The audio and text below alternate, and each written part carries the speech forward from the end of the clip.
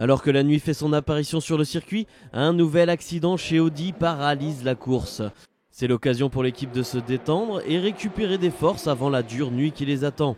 La voiture numéro 15, qui a connu quelques problèmes ces dernières heures, en profite aussi pour effacer les stigmates de la course la plus dure du monde. Ce moment d'accalmie permet à Jacques Nicolet de faire son premier bilan à un tiers de la course. Ça se passe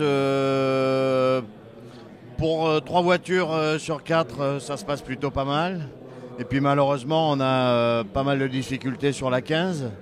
Depuis le départ, des problèmes de direction assistée, on a dû changer la crémaillère. Et donc ça, ce sont des changements qui coûtent beaucoup de temps parce que c'est très compliqué. C'est des pièces difficilement accessibles et c'est très compliqué à changer.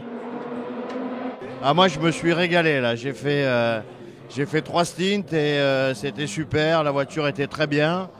Je suis sorti de l'auto, j'aurais pu en faire un de plus sans problème. Au moins un de plus. Non, tout va bien. Sur la 24, on est dans notre tableau de marche. Pour l'instant, on a eu un petit souci. On a dû changer la batterie. On a perdu un peu de temps, mais tout va bien. La pénombre ramène aussi son lot de différences avec la course de jour, que ce soit au niveau du pilotage, de la vision ou de la fatigue physique. La nuit réserve toujours son lot de surprises.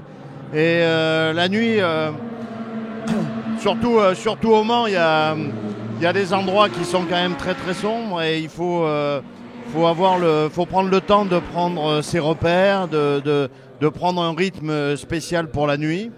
Mais sinon, moi j'aime bien la nuit, j'aime bien rouler la nuit.